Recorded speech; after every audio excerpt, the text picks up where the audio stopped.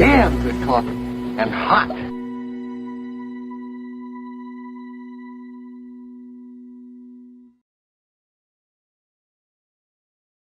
Little bit late there. What's going on with the technical glitches already? Good morning, folks. It's Monday, May 2nd, 2022. Good morning to the Governor's Podcast people. This is our first day on Governor's Podcast and I'd like to welcome them aboard. Looking forward to being part of that. And today I will be kind of highlighting some of the shows that are on Governor's Podcast. And introducing you to not necessarily won't have them here. Don't get excited. Some of the hosts of some of those shows will just be going through the website and showing you about these shows that you can expect to find on Governor's Podcast, including the Knock 'em Dead show, which follows this 4 days a week, except Wednesday, Monday, Tuesday, Thursday, and Friday, with Tony Walker and his lovely wife, and we'll be highlighting what's coming up on those shows and what you can look forward to on the network. So it should be that should be some fun. Take some time up. It's going to be a lot of coffee today. I could see I'm going through a couple of pots. It's going to be a several pot day. Big pot day. Big pot day. It's damn good coffee, I got to tell you. I love that coffee. Anyway, welcome to all my friends out there. It's great to be back. Been a very exhausting kind of weekend for me. Played 3 gigs this weekend, and actually 4 if you count Thursday. Did more singing than I've ever done in my life in a weekend, I think, because well, on Friday night, especially, Mikey was taking some breaks. He had some friends there and leaving it up to me and walking away, disappearing. And then Saturday night, I got to cover um, roughly half the show with Kiara. And then the other 2 gigs, I was completely on my own. So doing a lot more singing than I'm used to. So by the time, by the time we were done, my voice was gone, just gone. And it's still a little bit shot right now. Anyway, got some big things cooking. I'd like to say that I finished the book. I'd like to say that I finished the book. I did finish the book, but of course the book's not done. What does that mean? Well, I finished the book, but now it's off to the editor, and when the editing notes come back, it's going to be some rewrites and maybe it won't be as bad as I think. But there'll be some decisions to be made. And then all of a sudden, it's time for cover design and all. I haven't put much thought into the cover design at all. Actually, I know what I want for a cover design, but I think Davey Do actually lost the photo. It was from a photo shoot we did for Hair Designer TV. Yes, Hair Designer TV. Um, Probably about more than 6 or 7 years ago now. Probably about 9 years ago.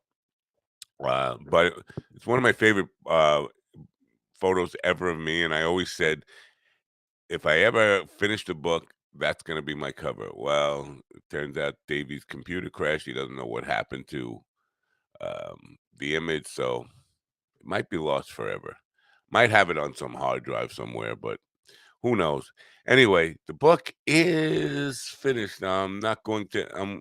Usually I'm pretty uh undisciplined about sharing work before it's ready for the public, but I'm not going to be doing that with this one. I'm going to be taking my time, making sure the edit is perfect, ready for release before I share it with anybody. But at some point, we will start marketing the book in maybe possibly taking some pre-orders and things like that. Very excited to actually finally say it's done. I finished the writing. Of course, again, when the editing comes back, I'm not going to be necessarily finished with the writing. Big news in the world of television, and you know me, I'm not a television guy. I don't know much about television, but this James Corden, the Late Late Show guy, the guy who follows Stephen Colbert, is stepping away um, from that show. Now, those shows that follow the main Johnny Carson shows on all those networks. They don't do that great. I mean, let's face it. I mean, Craig Ferguson did well. Conan O'Brien did well in those spots, but not. They weren't killing. They weren't killing the ratings. They weren't ratings magnets.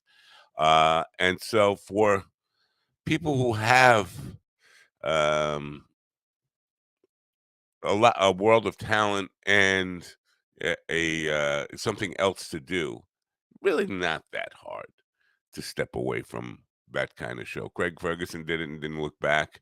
Um, Conan seems to have sort of done it and not looking back. Although he's doing similar stuff now on HBO, I guess.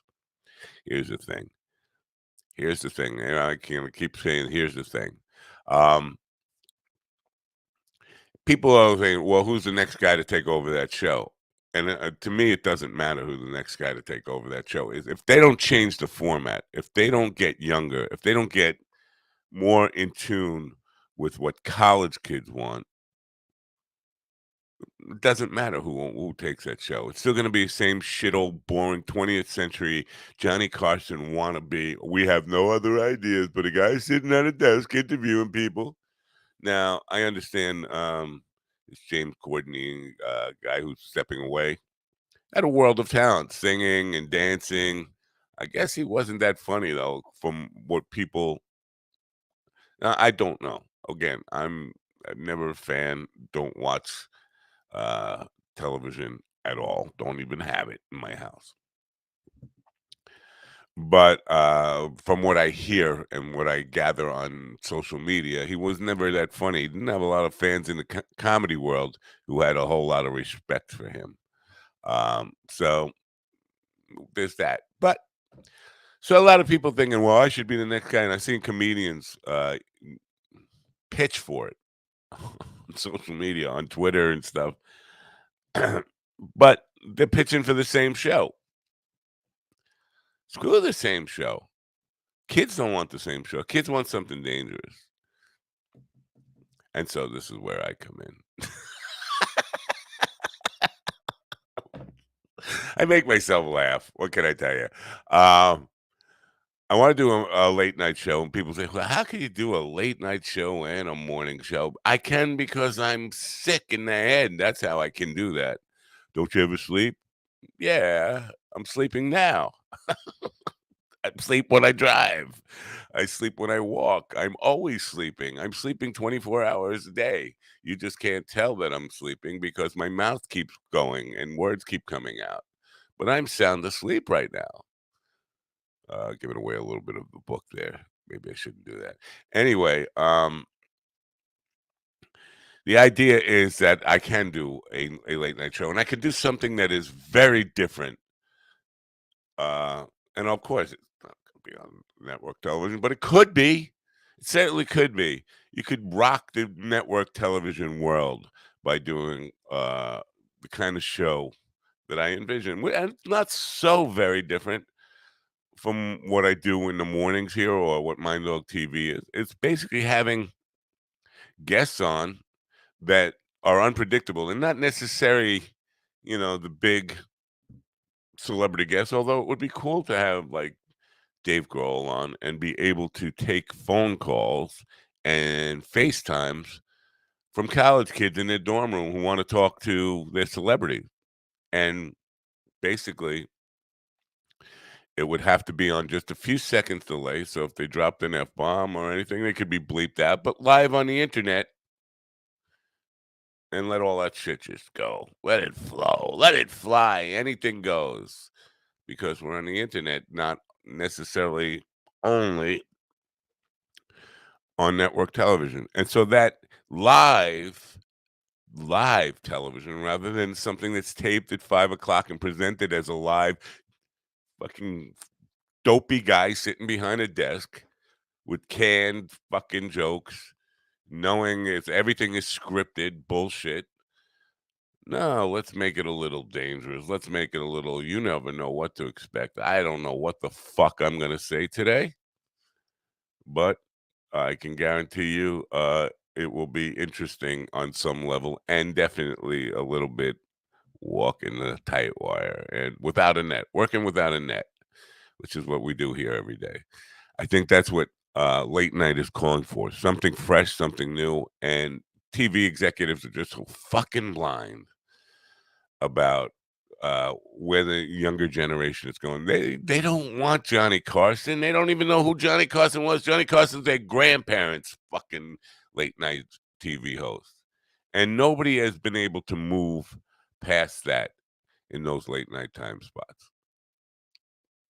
Well, I think it's about time. And they don't necessarily want a young host, which is why I think an asshole like me can take over. Listen, Tom Snyder was the last guy to kind of push the envelope.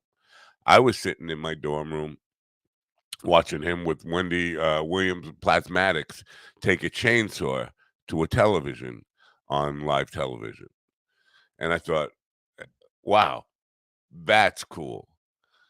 Tom Snyder, for the most part, was a live show, tomorrow show, fucking smoking cigarettes, talking to Johnny Rotten, getting in fights with Johnny Rotten, arguments in real time, having people on like Lennon and now that kind of stuff. And Tom was not Mr. Smooth.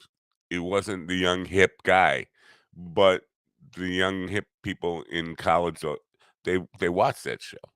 Now, Letterman tried to do something different. He was a younger, hipper Carson, but again, that format played itself out, and so that's all they know now. Hopefully, we'll open up some fucking eyes and say, "Wait, you don't have to do that now." Uh, Mike Sin says it's fun. I'd love to chat about it with you. You got my number, brother. You call anytime you want. Matter of fact, phone lines are open now. Not just yet. As I mentioned, we are on Governor's podcast today, former Governor's Radio. I liked it better when they called it Governor's Radio.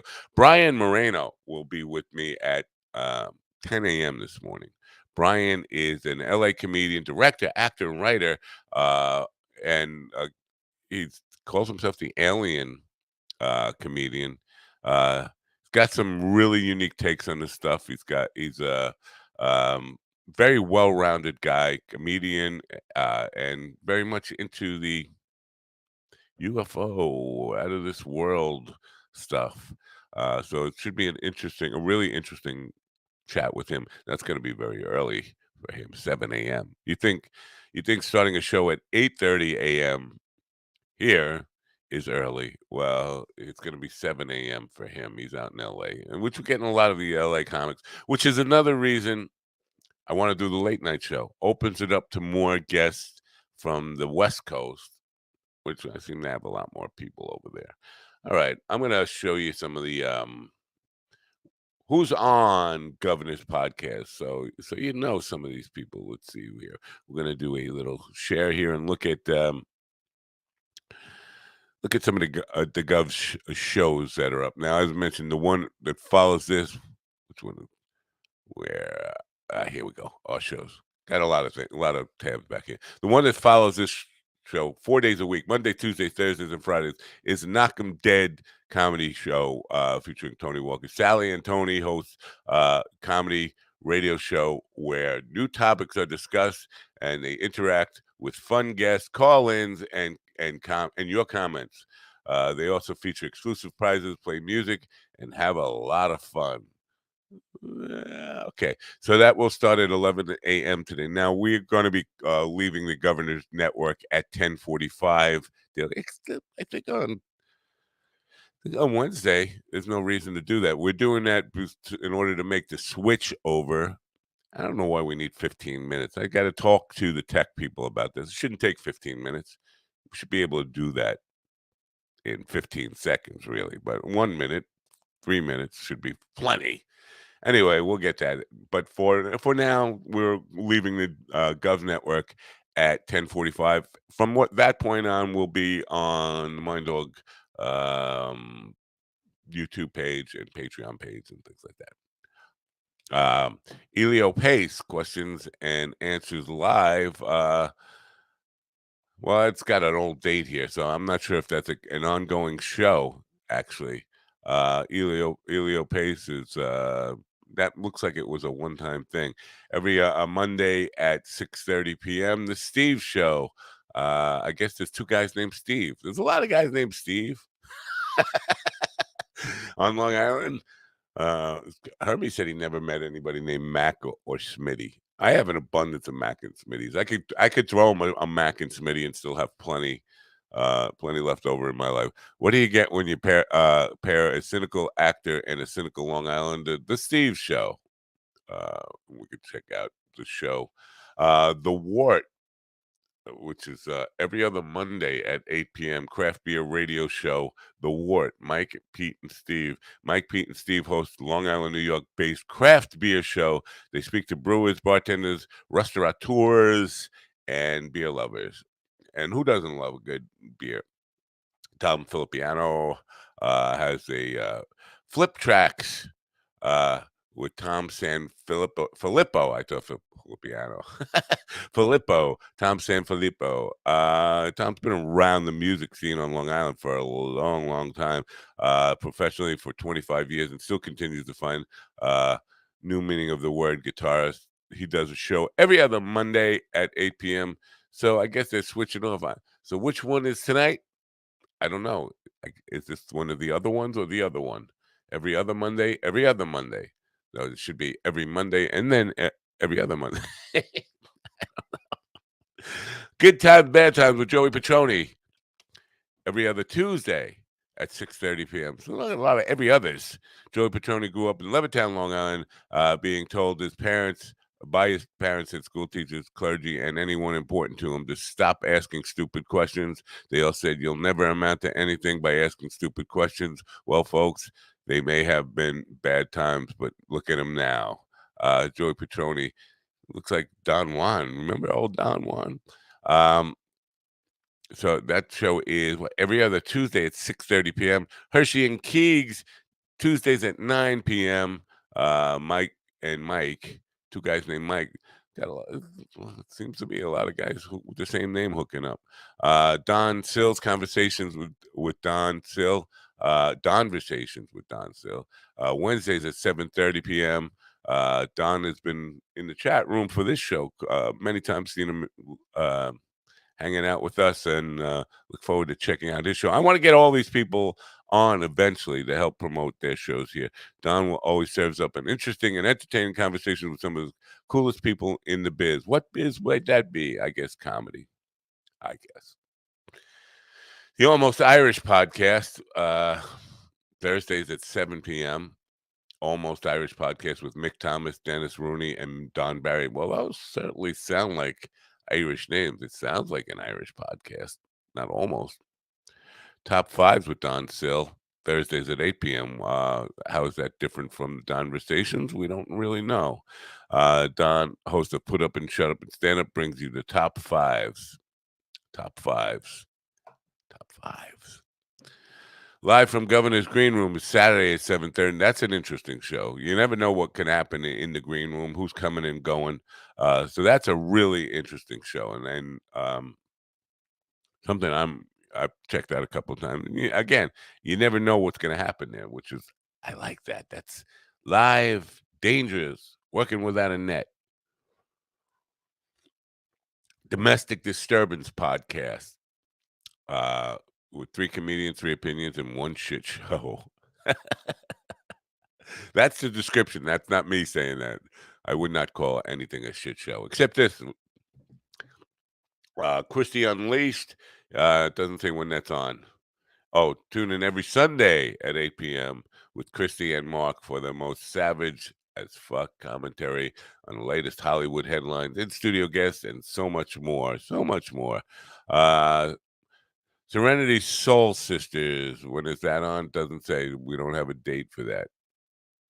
I don't know. When is it on? We don't know. We'll have to find out about that.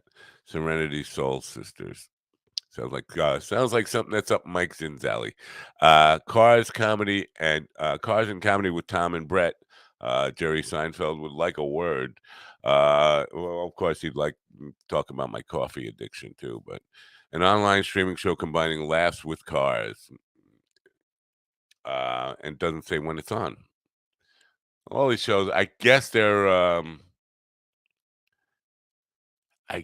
just hit and miss. When they're on, they're on. I don't know. They're not assigned any time here. Films on tap, comedians on hockey. Uh, by the way, I need a sports guy for the morning show. If anybody knows a sports guy, it took me a while to actually find right under my nose my morning news girl, Kiara. By the way, people came down to the gig the other night. All they wanted to talk about was the fabulous news girl. Oh, I loving the news girl, love her segment. What about the rest of the show? Man, she's great. I guess it's really the Kiara show, and I'm just kind of a placeholder till she gets here. The Jeff Bozzi, no rhyme, no reason. Rich Rada, no rhyme or reason, no reason. Two comedians with different views on everything. Where they end up is anyone's guess. Again, none of the times are set for this stuff. Excuse me. Go to govpodcast.com/shows to find out more. We're not listed there. Anyway, the word is on tonight. Okay, Tony says the word is on tonight. So that's this Monday, and then the other Mondays are the other Mondays. I don't know if it's always going to work out first Monday of the month and like that, but that's the way it is now. What else did we want to talk about today? Well, you know, again, I'm talking about I need a sports guy. I definitely need a sports guy for the morning. I'm looking for an intern. No pay to start out with, but I will work very hard to get sponsorship for that portion of the show. It's just looking for a short, two short sports reports within the show. It could be 3 minutes to 5 minutes, quickie, national, local, somewhat local, but more national sports, worldwide sports stories, whether it's World Cup or something, if something is of interest, all that stuff would be good. Light, quick, short to the point. Now, in the sports world, some people know I used to be a Met fan. I used to be a baseball fan till 2008, September 28th, 2008, my last pitch that I watched. And I vowed that I would not go back to watching the Mets or even watch any sports until the Wilpons sold the team. The Wilpons were the former owners of the Mets. And they suck. They're arrogant, rich assholes. Guy put his dopey son in charge of the baseball team. His son knew nothing about baseball. And I was just tired of having him choke. Just tired of being mad at it all the time. So been away from the game. And this Mets this year have been off to a very good start, and I got lots of Met fans bragging about what's going on, and they're acting like they won the World Series already. So May 1st, May 2nd today. And games in April are important, but World Series are not won in April. They're won in October. That said, I do have an interest in the game because I think they're fucking up the game with all the new rules and all that stuff. But of all the things that are fucking up the game, in my mind, nothing has fucked it up as much as something that's not a rule, it's a policy. Pitch count. They take pitchers out, they count how many pitches they throw. And when it gets up around 100, even if they're throwing a no-hitter, striking everybody out, nobody's touching them. Got to take them out, which is ridiculous. If you're old enough to remember Johnny Carson in the 20th century, you're old enough to remember real pitching. People like Nolan Ryan, who struck out more people than anybody, who got stronger in the later innings. People like Bob Gibson, you couldn't take them out of a game. I don't care if they threw 150 pitches, 170 pitches. They were in there. Some of these pitchers, they were locked in pitcher's duels, shutouts. Went 13, 14. I remember a game Doc Gooden and Fernando Valenzuela. I think it was 14 innings. They matched goose eggs. 14 innings. Now pitchers are lucky 5 innings and they take them out. So the Mets had a no-hitter Friday night, and the restaurant we were playing at, everybody was excited. Mets had a no-hitter. I'm like, who pitched it? Well, 5 guys. 5 fucking guys. That's a travesty. And I could get it. You're excited. Your team had a no-hitter.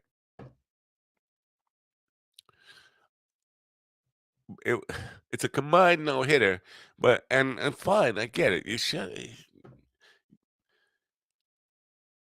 It means that you took a guy out who was pitching a no-hitter. You don't do that. That's not baseball. That ain't what the game's about. You let the guys go. And you talk about all these injuries and all these pitchers and their arm breaking down. Why? Because they fucking pamper them like children. They're so worried about guys getting hurt that they cause guys to get hurt. They don't let them work. They don't let them work hard enough. They don't let them condition their arms strong enough. Again, you got Nolan Ryan, Tom Seaver, Sandy Koufax, Bob Gibson, Juan Marichal. No, I'm leaving out all the all the people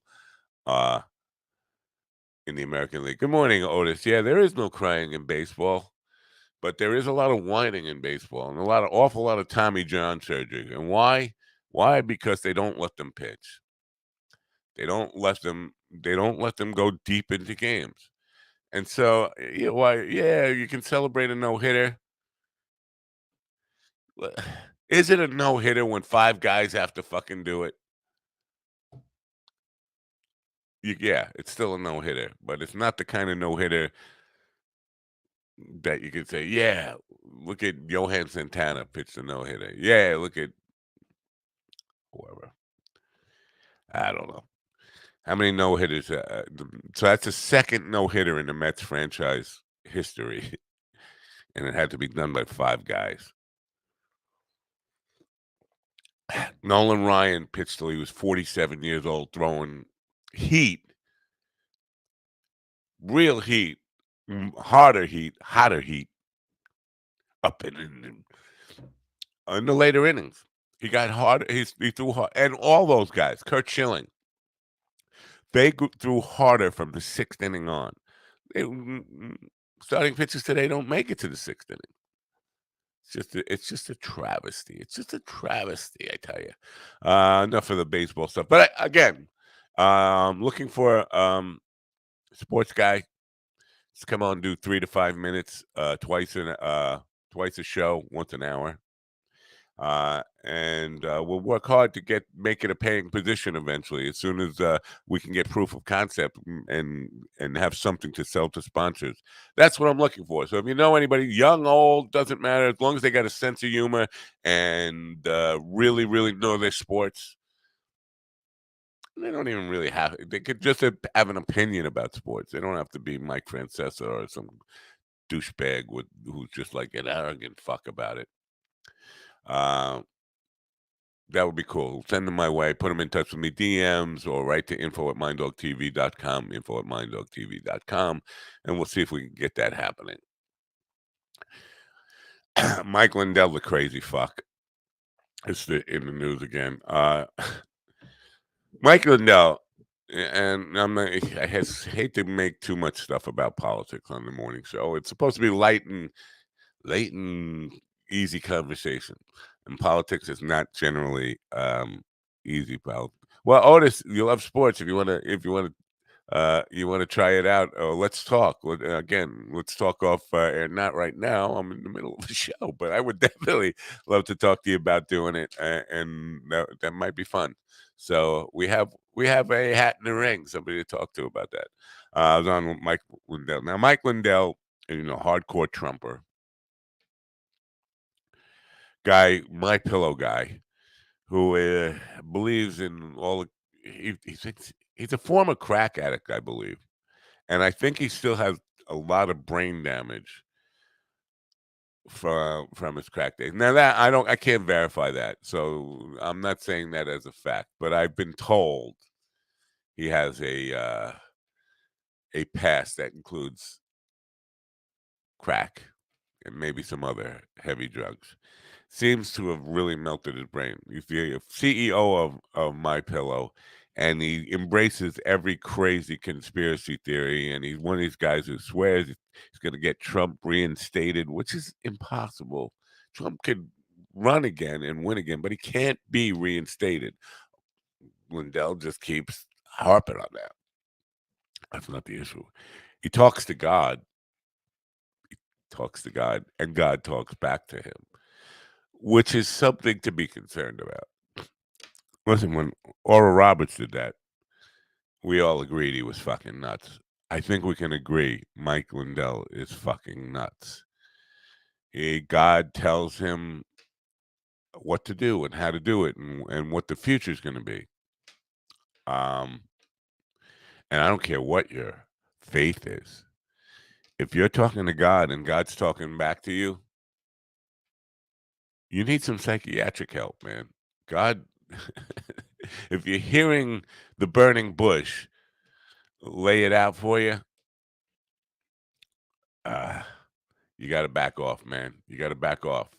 Anyway, so stupid Mike Lindell, crazy Mike Lindell, got banned from Twitter. Got banned from Twitter for his conspiracy theories and misinformation he was putting out there. And yesterday, he went on his own website to announce he was starting a new Twitter account because he had been banned from life. Now, they make it clear when you get banned from Twitter, don't try to start another account because we'll find you and we'll ban you again.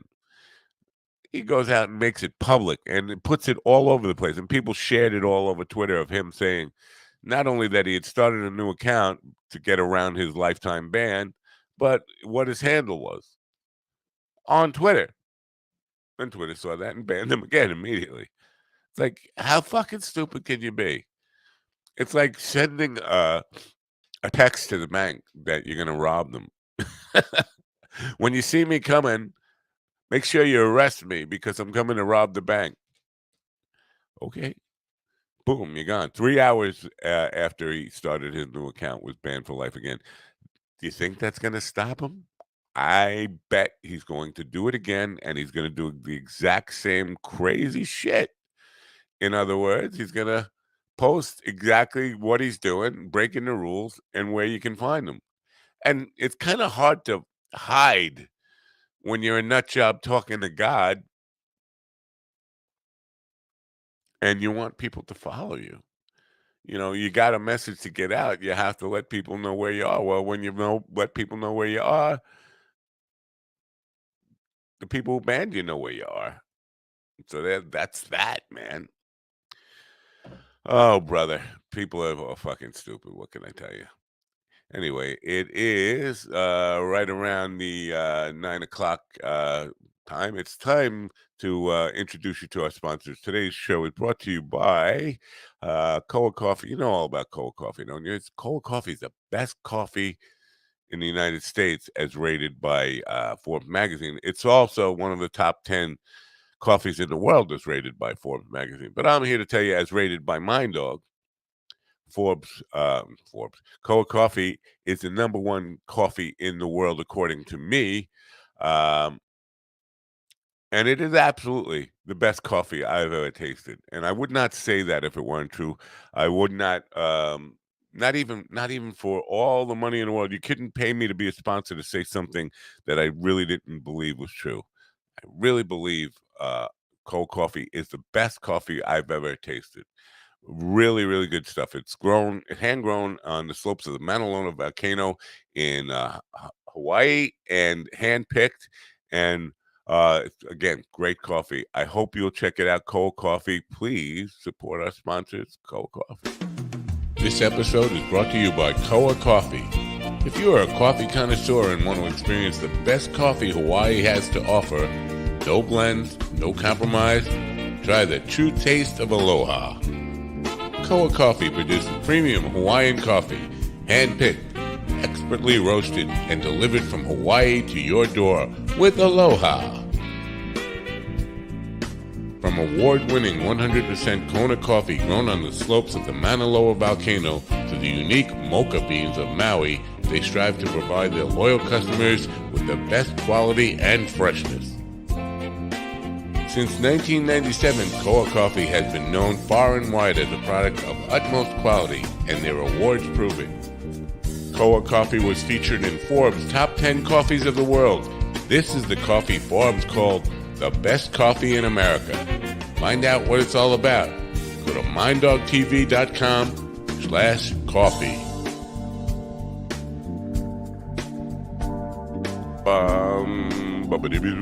Where's the girl? Oh, there she is. Hello. I'm not even going to ask if you want to come back for coffee because you turn me down every single day. Koa Coffee, great coffee, folks. Check it out. Links in the description. I could bring the link up here. You're familiar with what's going on in the United States? If you don't know about it, that's not your fault. But you really should know about it. The media doesn't cover this shit. We cover Amber Heard shitting in the bed. Like, that's really important. That's going to have an effect on your life. New Mexico is burning, folks. Parts of Texas are burning. Parts of Arizona and Oklahoma, Colorado. Burning. Going up in smoke. Big time. Some of the biggest brush fires ever. People in New Mexico are really seeing it. I mean, the images from there are stunning, scary, messed up, horrific. And what we're talking about is a girl shitting in the bed. Celebrities. Like, we care about that so much that it means everything. And it's really, it's fascinating to see where our priorities are in some of this stuff and why. What's going on now? We still have people. I'm sorry to make it everything political, but everything is political at the end of the day. Comes down to politics. Climate change. We still have people that deny that we're going through some serious changes. And the political point of it, it's about money and protecting the status quo of corporate greed. That's what it's about. So, but there's a fair argument to be made that there's not much that we can do to stop it at this point.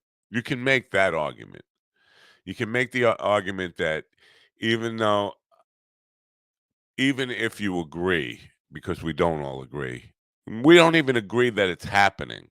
There are people who just deny that any kind of changes are happening. Now, those people are in the Mike Lindell category. They're fucking Fruit Loops. The sky is falling, and they just don't look up. They just deny the reality. You know, when states are on fire, complete states. New Mexico's not a Rhode Island. It's a fucking huge state, and it's burning up. And that never happened before in your lifetime. And here in New York, I've brought this up. We used to see the Great South Bay freeze over solid for months, 2 or 3 months. In my lifetime, every winter it happened. Doesn't happen anymore. It doesn't freeze over for a day, or not even a thin coat of ice. We used to be like 3 or 4 feet thick in the winter. No, it doesn't freeze at all. They haven't had any rain in New Mexico. Haven't had a drop of rain, and it's bone dry, and so the whole state's going up in flames. And so the truth is, we can't deny that it's happening. If you want to make any argument at all about it, is there anything we could do about it at this point? Has it gone too far that it's beyond our scope to really reverse? That argument can be made, But if you're gonna make the argument that it's not real, you're just like well talking to God. You're just kidding yourself. So it is happening, and my heart goes out to my friends out there. And somebody said, you know, because I said it's funny that we care more about droughts in the Sahara Desert with Africa than we do about droughts in America. We talk more about that, but we also talk more about Amber Heard shit in the bed. Our priorities are all in the wrong place, and no more though.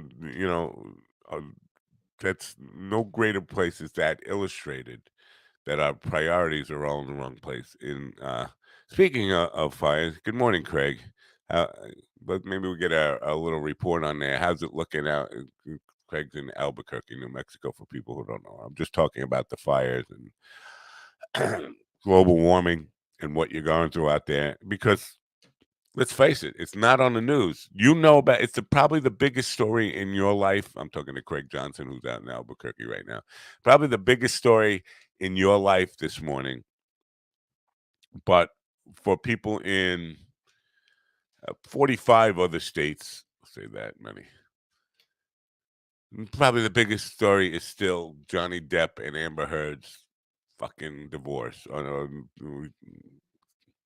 lawsuit about her the defamation case about the article she wrote claiming she was a victim of marital abuse without naming John. You can't say you can't write a article about being a victim of spousal abuse when you've only been married once and think just because you don't name the spouse that people aren't going to figure out who it is. So the defamation case. But so that's the most important thing in people's life. While New Mexico is burning, it gets no news coverage. No news coverage whatsoever. So hopefully Craig will let us know what's going on. I hope everybody's safe. I mean, the pictures out there are just wow. Um, just really devastating, and never seen fires that look quite so big. So much of so much real estate burning up. Don't know what's going on with evacuations or any of that stuff. But again, brought up that we care more about droughts in Africa than we do in droughts in America. Mexico needs water, folks. It's raining here. April showers are supposed to bring May flowers. We got more May showers. They could use some of this rain. They're not going to get the rain, but we definitely need solutions. Unless we're just going to write all those fucking people off and say, you know what, we don't care about them. Yeah, they're part of America. Mind some assholes, and this is, I found this out over the last 40 years. There are still people who don't know New Mexico is part of the United States of America. New Mexico, what do we care about them for? Because it's got the word Mexico in it. You think they're Mexico? New Mexico. It's a state, folks. Hello. Wake up. Craig says winds expected to go 30 to 50 the next 3 days. Evacuations underway in the affected areas. New fires broke out in the southwest part of the state. Fuck and fuckity fuck. Major metro areas are affected in the north central by smoke and air quality. Yeah, I saw that in the red sun and all that stuff and everything's and let's face it, a lot of the state is agricultural still, even though it's kind of deserty. Um, and so all that smoke and soot in the air, not good for the agricultural businesses that are going to survive and all that stuff. It's a fucking disaster, humanitarian disaster happening right in the United States, and we're caring about not. And I don't want to sound like I don't care about people around the world. We care about our brothers and sisters and our neighbors first. That's just the way it should be. I'm not an America first guy, but when it comes to disasters and dealing with people in need, you got to go to your next door neighbor before you can go around the world to help out. Anyway, good morning, Kelly. Good to see you with us here. I don't think you're affected by fires. Southwest Missouri, probably not seeing much. We're going to make sunsets pretty to the east for quite. Excuse me with the cough. Still got some remnants from that stuff. We're gonna make sunsets pretty to the east for quite some time. Enjoy. We're not seeing any smoke or any of that kind of stuff yet. Again, because sunsets basically are to the west, right? And so we're not seeing any of those. And like, who the hell cares about pretty? But anyway, no, but it's just where our priorities are. And now coming back to where our priorities are, we're Elon Musk story is it's just gonna until he actually finalizes that sale, and even after he finalizes the sale of Twitter, when he fully owns it and the SEC approves it and all that stuff, and the deal is done, just going to continue to dominate the news. Now, Elon Musk, it seems like he bought Twitter just for attention for himself. Like he so desperately wants to be a comedian, but he's not funny at all. He's just uh, a boring drip. He's a silver spoon brat who made some good deals in his life, but he's just all about greed, and now he's all about attention and to, looking to try to be funny on Twitter. It seems that's his goal, but he's not. He's not funny at all. But that's the major story. But that's not the point I'm going for here. The point I'm going for is priorities in the world. And I brought this up last week, and I'm not going to let it go because I'm like a pit bull with it. People coming out and saying, "Well, what he could have done with that money, what he could have done with his $44 billion or $45 billion, he could have put an end to world hunger." People don't give a shit about world hunger. We don't give a shit about world hunger. And you could disagree with me on that, but I think the reality is in the doing or not doing. We don't have to wait for Elon Musk or any billionaire to address world hunger if we really want to address world hunger. We don't. It's something we want to talk about because it makes us, it gives us something to argue about. It gives us something to virtue signal about. If we cared about it, we'd do something about it. When your rent is due, you don't wait for rich people to take care of the problem for you. You go out and get the money to pay your rent. Like William Conway, you go out and rob a flower shop. You make it happen. You don't sit back and say, "I wish there was some billionaire who could solve my problem for me," because it's important enough to you to solve the problem. You get off your own ass and do it. I'm not saying I wouldn't love Musk to be a humanitarian and not be a greedy asshole. But if the problem were real and we problem is real, if we really cared about the problem, if we really were earnest in what we want him to do, we'd be doing it ourselves. We wouldn't wait for him. No, we're just bullshitting ourselves. And I know a lot of people got mad at me when I said that on Twitter. Even friends of mine came back to me like, because they get angry because they want to be angry at him and they want to use that as the reason for being angry at him. You don't need a reason to be angry at him. You could just be mad at him because he's a greedy fuck who's not funny. You bought something just to fucking tell you jokes that aren't funny. He bought Twitter just so he could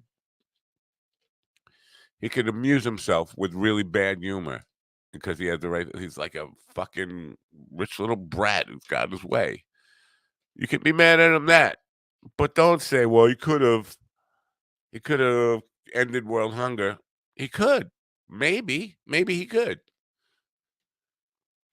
But if that's really you want what you're really going after and you want to solve that problem, you don't have to fucking wait for him. You don't have to count on him doing it. So lose that bullshit from your mouth and from your rationale and from your argument. You just tell the truth. You hate him because he's a dick. So sorry to sorry to be on a soapbox here this morning, but that's I mean, we gotta keep it real, folks. Keep it real. You don't fucking bullshit yourself before you because if you bullshit yourself, um, nobody can ever have any faith in you in what you say and what you do. Anyway. So that's priorities and all that stuff. Yeah, I guess we're talking too much about Musk. Yes. Well, it's and again, it's not about Musk. That's not what I'm talking about. I'm talking about priorities and people who smoke screen and they talk about problems like world hunger and how it's Musk's place to fix that or address that with his money. And that's just bullshit. That's the point, Christina. It's not about Musk. It's about the people who it's about the people who are don't like Musk, who would all of a sudden bring up, well, he could have put an end to world hunger. Don't bullshit me, because we don't give a shit about world hunger. Just like we don't give a shit about fires in New Mexico unless you live there. We could talk about it, but nobody's doing anything about it. And if you say, oh, we got to wait for billionaires to solve it, then you don't really give a shit about it. Because again, if you got a problem, you don't wait for a billionaire to solve your problem. If your rent is due, you don't wait for because it's important to you. If you're hungry, you don't wait for some rich fuck to say go out and buy a supermarket to feed you. You go out and get your own food. If you have a problem, you deal with it. I fight world hunger every every day. Like I said, I eat my share. You and everybody else who is lucky enough. And but again, it's we don't give a fuck about it. And anybody who says they do, they really care, is either bullshitting themselves or just virtue signaling or using it as a smokescreen to hide what they're really pissed about. People aren't pissed about at uh, greedy boy, car boy, because he's not solving the world hunger issue. They're not. That's not the real issue. That's not what they're pissed about. So they're full of shit. Just like, well, if we're gonna get on him, what he should be spending his money on, maybe he should be spending his money on trying to dump some water on New Mexico to keep it from burning up. Yeah, again, you know, send a water truck. I guess I'll send a water truck. No, but engineering dams and all that kind of stuff. We've solved water problems before. The Hoover Dam is a great example of, California was basically uh extreme and I know it's got droughts again, but it was completely without water before the Hoover Dam project. So there are things that money could help in solving those kind of issues. Long term, who knows? Okay.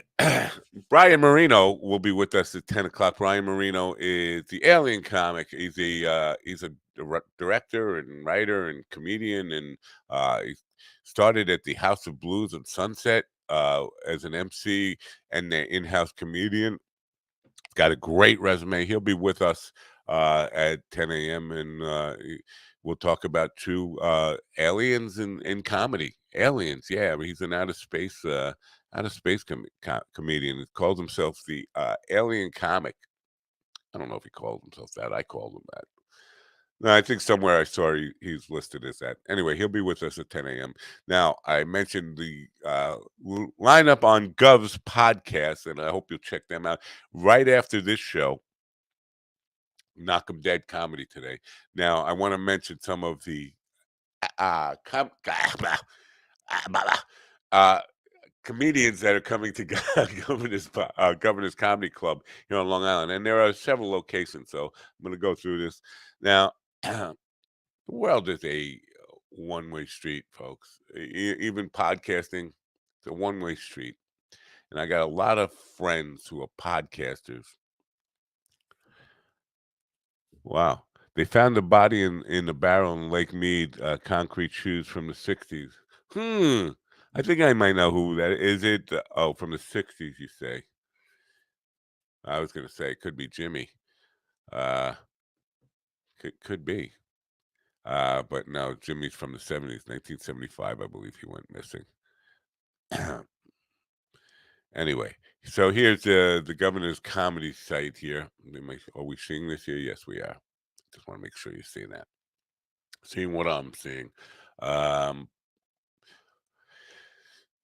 Wait, where's the tab? Okay, here we are. Governor's main room. Now, where I brought up the world is a one-way street. So we got and I'm not going to pronounce that. Dorsick, John Dorsick, improv classes in the Giggles room on May 3rd, which is tomorrow. All-Star Comedy Show is what is that? Is that Thursday? Thursday is Cinco de Mayo. Nick DiPaolo special event Friday, May 6th. Terry McNeely laughs in the Giggle Room also on May 6th. Uh, Charlie Backett and Friends on Saturday, May 7th. Stars of Tomorrow, New Talent Showcase, May 13th, Friday, May 13th. Tammy Pescatelli, May 13th, Friday 13th at Governor's. Now, that's why I brought up one-way street. Now, I've had friends who have had Tammy on their show, and I said, "Well, listen, I'm going to be on Gov's podcast in the morning. I love to promote." Man, got the throat going on here. Sang too much this weekend. I'd love to promote her Friday the 13th gig. I'd love to get her on the show. I've got friends who I have hooked up with many, many cool guests. I always share when I have a cool guest contact, I share with anybody, my fellow podcasters who are interested. Excuse me. Man, the throat has got some problems this morning. So I reached out to several people about getting Tammy Pescatelli on the show because they've had her on their shows recently, and every one of them gave me, "Well, I don't really have a contact. I got introduced to her from so and so. Good luck," and blah blah blah. Hello, how many guests have I given you? I'm just asking for one contact. You fucking one-way street cheap motherfuckers, you. Uh, yeah, I'm a nice guy to a certain extent, but you know what? I don't ask for a lot of favors coming back my way. But when I do, especially after I've gone out of my way to hook some of these guys up with some great guests, all I get is thanks but no thanks. Not loving that. So I'm gonna have to reach out. Maybe I asked Jackie has some contacts over at Gov's with the owner. Maybe I can get the direct contacts to some of these people and get them on the show to promote their gigs at the comedy club in advance, uh, and work around my friends, my so-called friends who are willing to ask me for a favor anytime they want. But when it comes back to it, I just need one contact. Ugh, they leave me hanging. Stand-up comedy showcase Gateway Comedy presents. That's Sunday, oh no, Saturday, May 14th. Sunday Night Funnies, May 15th. Mary Lynn, I can't say her last name, Rajka. May 18th, Ariel and Han Show, The Giggle Room, May 18th, and Stand Up University, which is Peter Bales and Rich Walker. And that date is May 20th. And so that's pretty much what's coming up at Gov's. Man, the voice is going to give out today. It really is. Maybe I should play a spot while I cough my head off. I think I'll do that. I'm going to play it. Please hang with me really briefly while I work on work on getting the voice cleared out. I'm going to do that right now. I'm just going to play play a little music clip. What am I going to play? I'll play the kind of guy I am. Why not?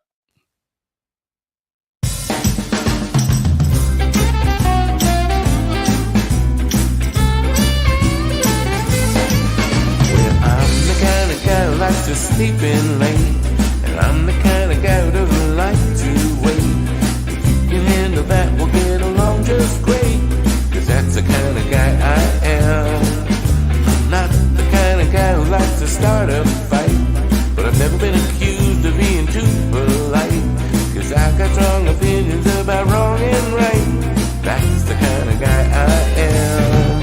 And I'm damned if I do, I'm damned if I don't, I'm damned if I will, I'm damned if I won't, I'm damned if I try. Don't you understand? I don't give a damn. That's the kind of guy I am.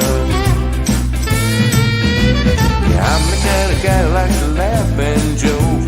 Every now and then I like to take a toke, but if I do too much I might just have a stroke. That's the kind of guy I am. And I'm damned if I do, I'm damned if I don't, I'm damned if I will, I'm damned if I won't, I'm damned if I try. Don't you understand? I don't give a damn. That's the kind of guy I am. Yeah, I don't even care. Time is my opponent. I'm the kind of guy who just lives for the moment. And I'm damned if I do, I'm damned if I don't, I'm damned if I will, I'm damned if I won't, I'm damned if I try. Don't you understand? I don't give a damn. That's the kind of guy I am. That's how I roll.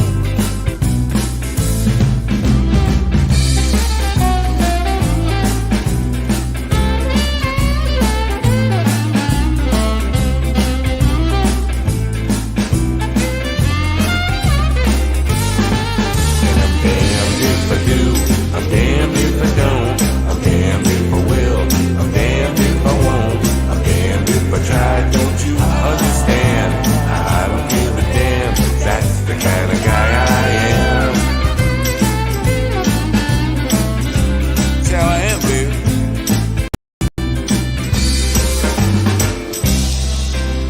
Welcome to my world. Ouch. That really hurt. That parking lot is a dangerous place. I've gotten hit by more missiles and boulders in that parking lot than I can count. It's just bad news. The voice is still a little scratchy. I guess I can't do 4 gigs in a row. And I sang more than I usually do from Thursday till Sunday. And the voice is definitely feeling it. I'm talking, got this little tickle going on, scratch and cough and all that stuff. I'm not sick. I just burnt out. Vocal cords are shot. Doing too much talking, not enough drinking. This segment of Coffee with the Dog is brought to you by Southwest Airlines Rapid Rewards. Earning on every flight. That's the point, not the point on my head. Join Rapid Rewards to earn points you can use for any seat, anytime. No blackout dates. Points don't expire. As a Rapid Rewards member, you can earn points by flying or spending with their partners and use them how and when you want. Plus, if you're short on points, you can always purchase more to get the reward you've been eyeing. I've been eyeing a reward. Booking a vacation without the blackout dates, that's transparency. It's time for the Happy Minute. Let's get to it, folks. Happy Minute. Let's all get happy.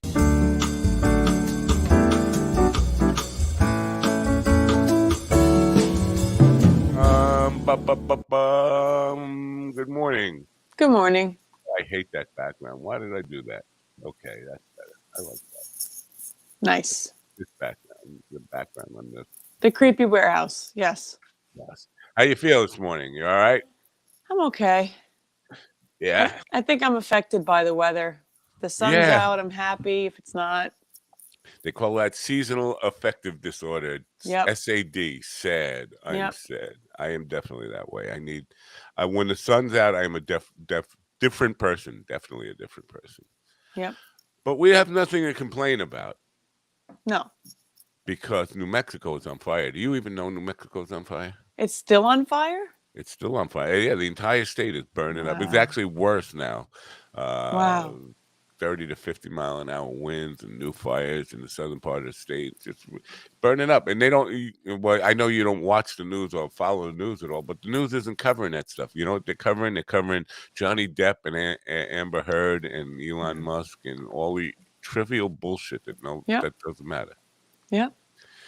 Yeah. I believe it. That's why I don't watch it.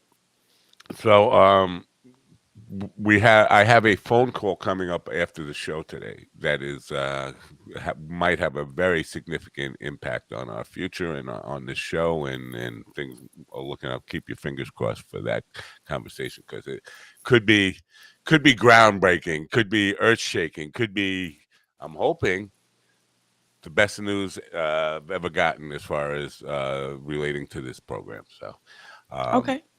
And also, I'm Okay. looking to do a late night show now. How Somebody late? said to me, "How late? Midnight." Now, Okay.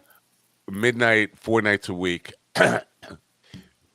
You know, I know you probably don't follow regular television either, but network television, they got the Late Show with Stephen Colbert and the other two, Jimmy and Jimmy, have their shows. But then following those shows on Colbert on CBS, there's James Corden, you know him, he's this guy. Yeah. He's walking away from that show. Oh. And all these comedians are like going there, oh, I should be the next host of that show. And it just occurred to me that they're all, even no matter who gets it, if a comedian gets that show, it's going to be the same crappy idea, Johnny Carson idea that they can't get past. And like, you know, so whoever takes it's still going to be the same boring crap.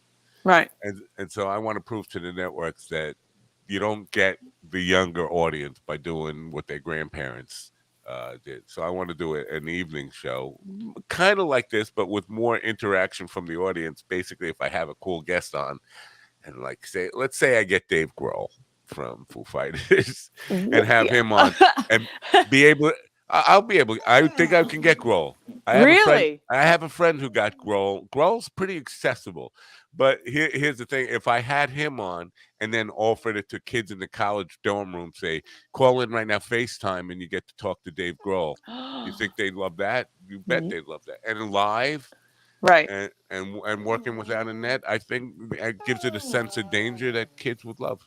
I think that's what.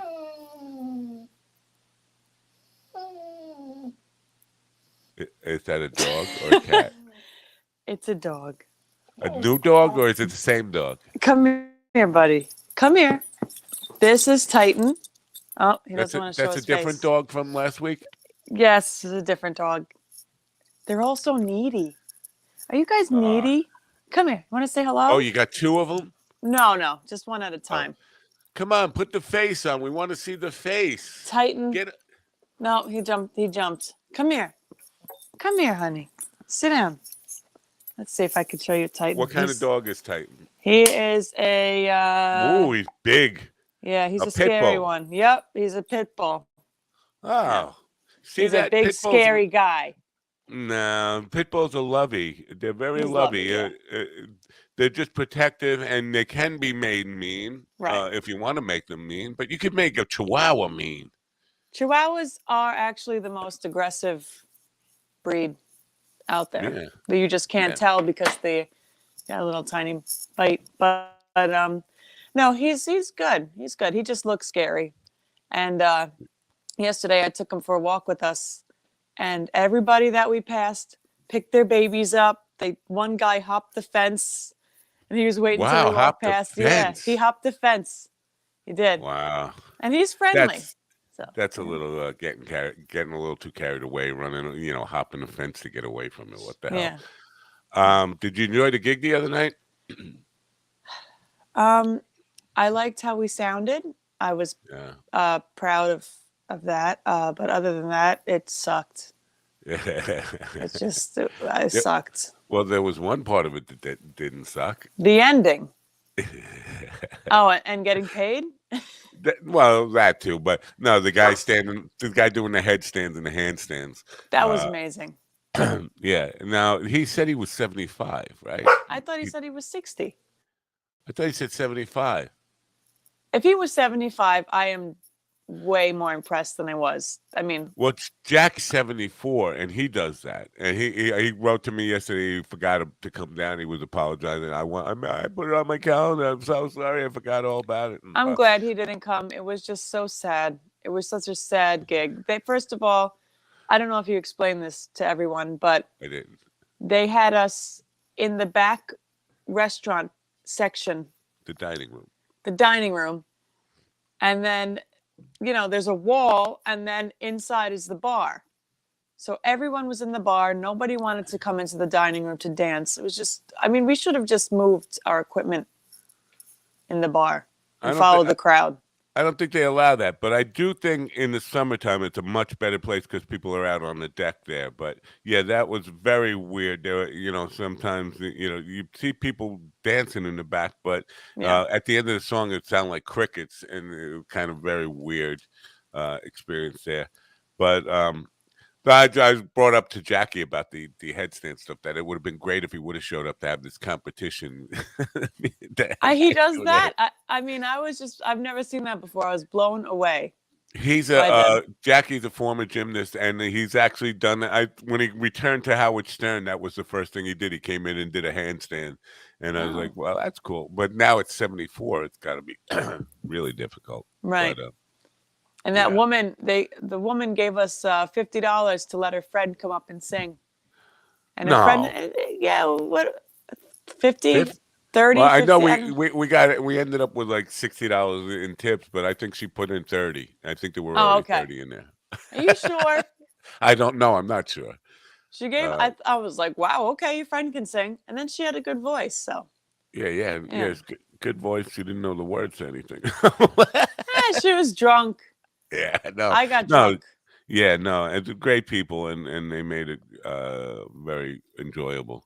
Yeah. But to me, the highlight was now the guy. He was doing headstands on a chair, but then eventually he decided to go on the table, and then did that split thing because he was at the ceiling, low ceiling. I begged him to do that. I sent you the video. I said, please just come back up one more time. I didn't play the video. I did share those photos to social media, and because he's got white hair, and I thought people would assume it was Jackie. Yeah, it was kind of funny. Yeah, we could say it was Jackie. Yeah. So you got any happy news for us? Or anything that not fire related, like nothing's burning down, nothing's going to hell? The only thing that's burning is love in this article that I found. Ooh, it's a hunka burning love. It is. Wow. This is from UPI.com. UPI. An Oklahoma couple, they were wed aboard an airplane after their Vegas flight was canceled. I was going to send you the picture because the man was pretty attractive looking, but an Oklahoma City couple's canceled flight on their way to elope in Las Vegas led to their holding their wedding aboard a Southwest Airlines plane. That was a mouthful. The Southwest Airlines said in a Facebook post that Pam Patterson and Jeremy, I shouldn't say their names, Jeremy Salda booked a Sunday flight to Las Vegas and decided to travel in their wedding attire to be ready for their wedding chapel appointment at 9 p.m. Talk about spontaneous. The couple arrived, let me keep going, The couple arrived at Dallas-Fort Worth International Airport to catch their connecting flight to Harry Reid International Airport in Las Vegas, but after multiple delays, they were told their flight was canceled. A fellow passenger named Chris, who was also attempting to travel, overheard them discussing their predicament, revealed he was an ordained minister, and would be willing to personally preside over their wedding. And they decided to get married on the airplane. On the plane. Yeah. What? Well, first of all, they could have taken JetBlue in a direct flight directly to Las Vegas. That serves them right for having to stop over. They cheaped out on the flight, so they were taking the connecting flight, which is cheaping out. They could have got a direct flight. Those cheap bastards. Right. And married in Las Vegas too. What the heck? Come on, But the man looked a little. I think they're older. I think. Right. How long do you think before they get divorced? I give it a day. Give it a day. Listen, Southwest Airlines is like a really, it's like a dive bar in the sky. It Uh, is. I always fly Southwest. it is, and Yeah. it's like the pilots want to be comedians, the flight attendants want to be comedians or bartenders and stuff, and it's just like it really is. It's a dive bar in the sky. So there's that part of it. But did you know that anybody can marry you? If you're You a don't minister. you don't have to be a minister. I can marry you. What? I can Come marry you. on. I You can marry. can't. You don't know the words. You didn't practice. Oh, I beg to differ. You know, on my wedding, we were supposed to have a minister there, but he went to the Giant game and he got caught in traffic. And he texted me.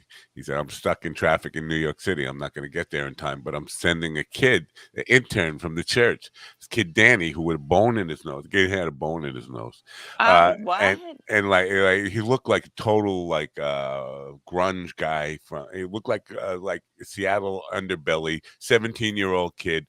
And he shows up to marry us because we got married on the beach right in the backyard here. Nice. And he shows up and he has no idea what to do. And I got to coach him through the whole thing. Like, is this even official? And so we went through the whole wedding thing, and he married us, but he didn't know where to stand. He didn't know what to say or anything. I'm telling him everything to do. Wow. And I would have been pissed.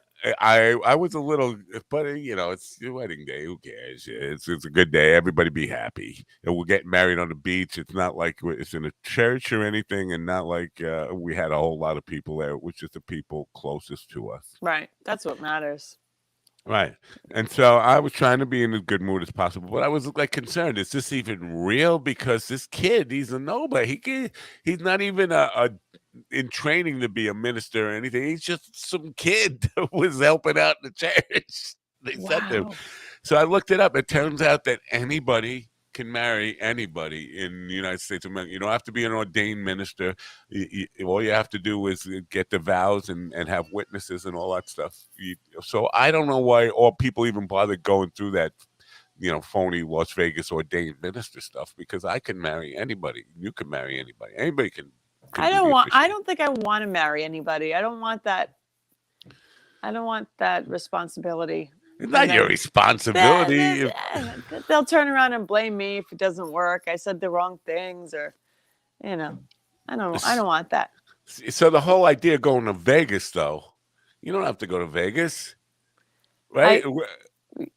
I would never. I don't think I'd ever get married in Vegas. It's just bound. You know. Good morning, Kat. Kat says, I have a Universal Life Church certificate that says I can marry people. But you don't need it. You don't need it. You can do it with your bartending license. You can do it with your learner's permit. Yeah, it doesn't matter. Anybody can marry anybody. Believe me, I looked this up. I verified it 100 times because I was concerned that, well, not necessarily concerned. I thought I might have an out. Look, it's not real. It's not real. Wow. How terrible. I know. I'm a terrible person. I am going to hell. Apologize. We've already established that I'm going to hell, so it doesn't matter. I can do anything now. I've already punched my ticket. You don't know that. You don't know that. I'm unredeemable. Unredeemable. Nobody's unredeemable. It's probably where I belong. I mean, it's my comfort zone. I like it hot. I'm going with the sinners. I'll hang with the sinners because you know what? The non-sinners, I don't really like the people who never sin. but who doesn't sin? That's I mean, that's what I mean, because most of them are faking it, and so I'd rather everybody's a sinner. People who are at least honest about their faults and shortcomings. I think that people that are honest with their faults and people that admit that they're sinners are the better Christians. Okay, then. That's me. I'm super Christian. I am Sister Christian. So my voice is shot today because I 2 days singing with masks on. I sang a lot with Mikey the night before and then sang quite a bit with you the other night. I tried to anyway. But by the end of the night, I was like, I got nothing. I was struggling to even talk. Wow. It was rough. And then yesterday I had a gig with the mask on again. Again? Yeah, They got to cut that out. I know. Well, I told them I'm going to have a conversation with them today. I said if they don't change this rule, I'm going to have to cancel all my dates there. I mean, I love the people there. I don't do it for the money. I do it for the people there. But Right. at some point, I'm beating myself up. I'm almost passing out. No, I'm sorry. And It doesn't make sense to me. No matter how good your dental hygiene is, you sing for an hour with a mask on, you're going to hate your own breath. You'll be like, I need some gum or something, man. I'm killing myself here. Yeah. No, I'd be pissed. I'd cut a hole where the mouth is and just, Well, that's why I kept trying to turn around and just do it quick like that just to get some air, one of those. But they're on you like a hawk now. They watch you. They never used to come in and watch you do your set. Now, I mean, they're enforcing the toe tapping. They're enforcing the. Are they really? Yeah. What if nobody taps their toes? They tell you to get out in the middle of the set? No, it's not that, but they want to make sure you're playing upbeat music. You're not playing anything depressing or sad or anything. So I tried to play "You've Got a Friend," and that was poo-pooed. "You've Got a Friend" is too sad a song. They said that? Are you serious? Yeah, they don't want people getting depressed in the psych ward. But I'm like, that's kind of uplifting. You've got a friend, even though the melody could feel a little sad when you're down and. But emotions are part of being human. So got to be happy, upbeat. That's scary. That's a scary place to be, where everything's always happy and you can't be sad. That's worse, I think. If they don't, they don't let you be sad. Take this pill. Stay happy. They keep them on happy pills, definitely. That's scary. I wrote a song called "Happy Pills." You better take your happy pills. You're really gonna need them now. It was about a girlfriend I had. I broke up with her. She was on antidepressants, and when I broke up with her, I basically wrote some mean song about it. You better take your happy pills. You're really gonna need them now, because she was. I mean, she basically depended on me to like monitor her moods and stuff. And when I broke up with her, it's just like, you know what? You're on your own. You're somebody else's problem now. So load up on that happy pills, because you're going to be walking around in a depression. Wow. I know. I could be mean. I could definitely be mean. No, I don't think you're mean. I don't think someone should rely on someone else for their happiness. I think that's the worst thing you can do. Yeah, I agree. Nobody else is responsible for you being happy. You're responsible for you being happy. Right. All right. Well, I'll let you go on that note. Well, you know what? The people will count on, get their names, and I want to see how long their marriage lasts. They'll probably be divorced by Friday. Yeah, they'll get divorced on the plane too, on the way back. Tell them to write into the Mind Dog Show and let us know how it goes. All right. All right. See you later. Bye.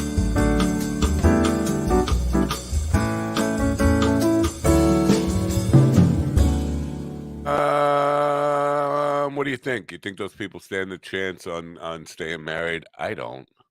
I think that's doomed. First of all, you're going to Vegas to get married. Come on. If you go to Vegas to get married, chances are you're not really serious about it. You're going for a vacation. You're going to have a lot of fun. But, as soon as the vacation's over, you look across the room and you say, ooh, what did I do? I think I might have made a mistake. Anyway, waiting on who the hell are we waiting on? Brian Moreno, comedian from Los Angeles, California, will be joining us shortly, hopefully, as long as he's awake and kind of, I think he's awake and still remembers about the show. I think I talked to him yesterday about it and reminded him about it.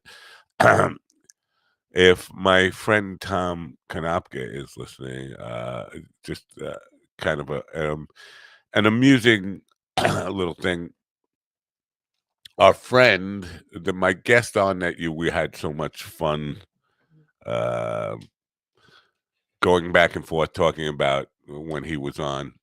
He wants to be my co-host of the late night show. For those of you who are joining late, I should probably review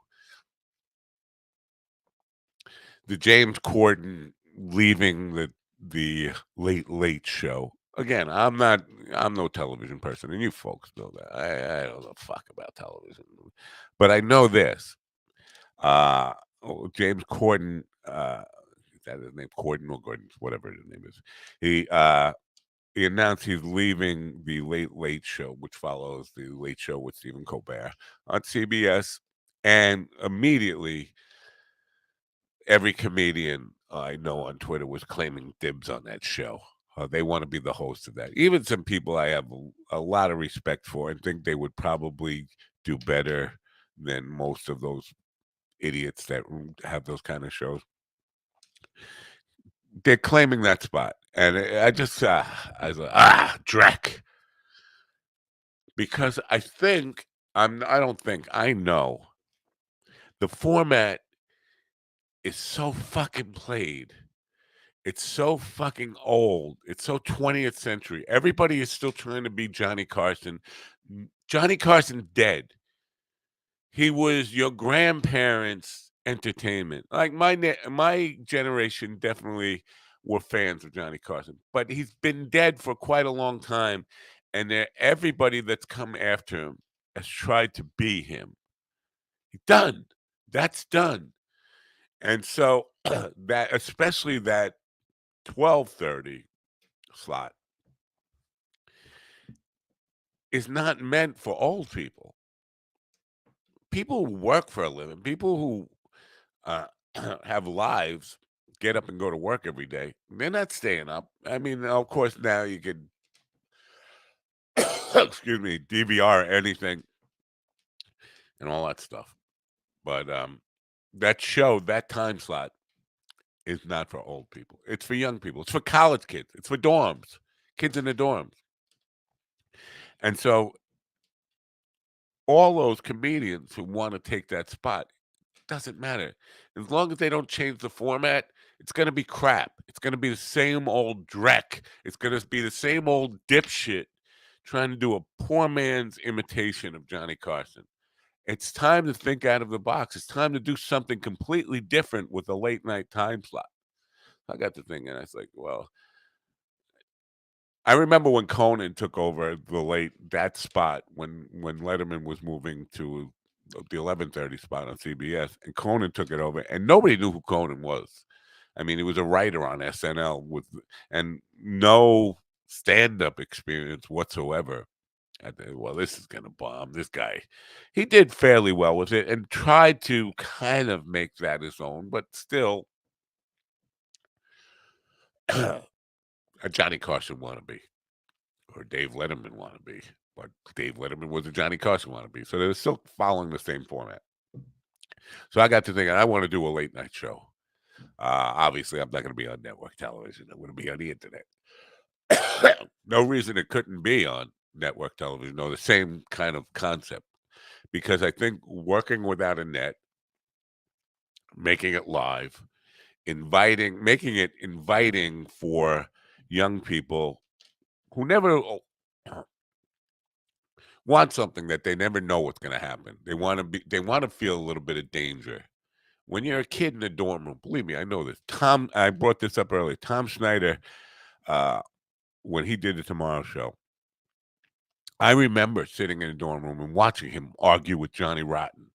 Wow, that's compelling television. Sitting there smoking cigarettes and getting into shit and it was embarrassing in some ways because Tom Snyder was like me, a goofy old man to young people.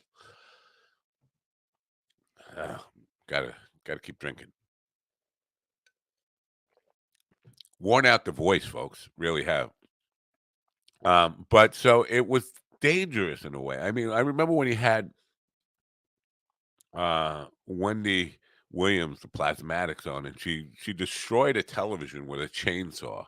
Watching that in my college dorm room, I was like, that's different kind of television. There weren't old people watching, even though Tom Snyder was a host and he was old like me. It had a sense of danger. That's what kids in dorm rooms want. So I think I can bring that to a late night show. So I'm planning on doing that. Planning on doing a midnight to 1 a.m. Eastern show. Plus, when I do it later, I think I'll be able to get more West Coast comedians or comedians from Western time zones, west of the Eastern time zone. have more access to those people, and even rock stars and people like that. I think I can get a better, more interesting guests in a later night spot than it is. It's a struggle to get people on in the morning, especially like right now. It's 7 a.m. on the West Coast. It looks like Brian might have blown me off too. I don't think he's. He might still be sleeping. um, it doesn't seem like he's up to snuff with the time though, because he's supposed to be here now. Would suck if he doesn't show up, because that would mean I have a whole other hour. And by the way, we'll be leaving Govs at 10:45, 45 minutes from now, in order to prepare for the Knock 'em Dead comedy show, which starts at 11 a.m. on Gov's comedy podcast. Now, I'm going to have to work on that, because it shouldn't take 15 minutes to pull a switch over to another show. Really could happen in 5 minutes. And I don't know who Tony has on there for a guest today. I should have found out that, so I help promo that. But you can check that out at 11 a.m. Mike Chavola says, funny story. My anniversary is Friday. 33 years ago, we got married in Knights of Columbus, which is now a Chappie funeral home. Pardon me with the coughing, folks. Anyway, that's an interesting story. Happy anniversary, Friday, 33 years ago. What's that? May 6th. Almost Cinco de Mayo. Happy anniversary, Mike. 33 years. Nice going. I don't think the couple that went to Vegas and got married on the plane are going to last 33 years. Well, they're older anyway, so let's face it, who has 33 years left? I doubt they'll make 33 days. And I don't want to change. Hey, listen, if it's meant to be, it's meant to be. But going to Vegas to get married is not for people who are really looking for a lifelong commitment to and dedication to each other. It's like people who, hey, it should be fun. Looking for fun. And if you're always looking for fun, if you're still just looking for that wild time, you're not ready to settle down and be married. Listen, I'm a guy who knows about this, who made the decision without really thinking about it, or about who I am, and what's really important to me. I got married, definitely the first time I was way too young and immature to be married. And even the second time, I was 48 years old when I got married the second time. Still very immature, 48-year-old. I just came off of when I met my wife, I had just come off a relationship with a girl who was 20 years younger than me. And it's kind of the Johnny Depp thing. For older guys, middle-aged guys, hot young girls can be very attractive. Pretty eyes and a pretty smile can make it all seem worthwhile. But when the shine begins to wear off, yeah, how do you keep it going then? And so middle-aged guys, and I know it happens a lot, middle-aged guys end up with women who are significantly younger than them. It's hard. It's hard to keep that working, because guys get old pretty quick once they get into a relationship. And once the knot is tied, the couch becomes a place to be and sit there and watch television and get fat and fall asleep and all that stuff. But Mike's got it right. Vegas marriages are just another gamble. That's absolutely true. It's just another party. It's just another wild weekend. It's not the act of people who are ready to settle down. It doesn't look like Brian's going to actually show up today. I'm kind of disappointed at this. We're kind of excited to talk to him today. I'm going to take a moment. I'm going to take another moment and see if I can contact him and see if we can make this happen. So I'm going to play another short video. I hope you'll stick with me while I play this short video, so I can see if we can make this actually happen. Let's see what we'll have. What we'll play here. How about I play? Oh, I don't know. How about church on Sunday? Do I have church on Sunday? Yeah, I do that. Let's do that.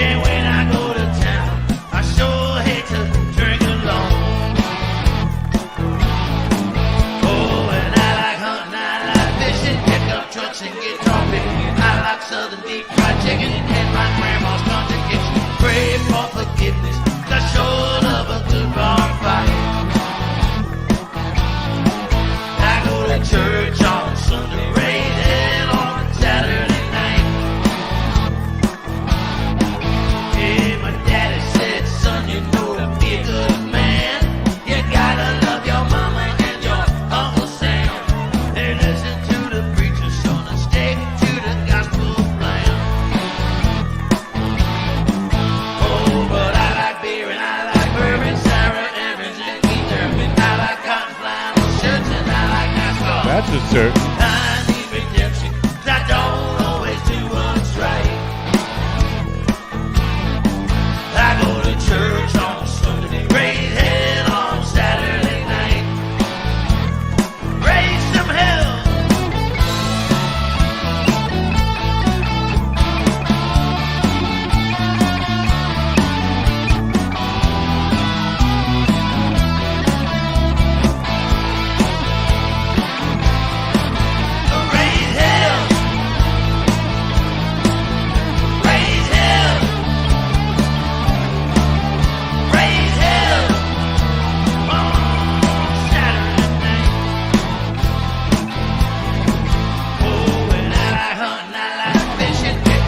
And guitar picking. I like southern deep fried chicken and my grandma's country kitchen. Pray for forgiveness, 'cause I sure love a good bar fight.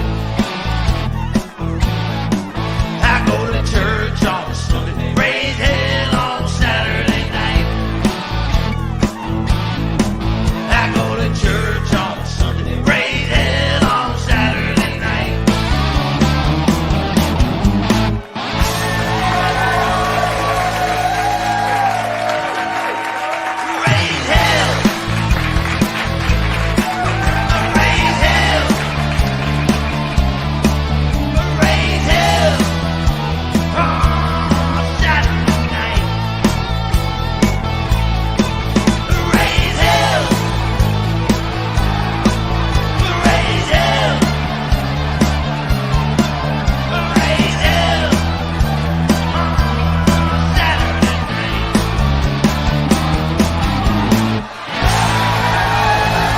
Yeah, raise hell. Oh yeah. Well. That was Freeport, Long Island, New York, and where we kind of cut our teeth in as the Rockin' 45s. We used to play.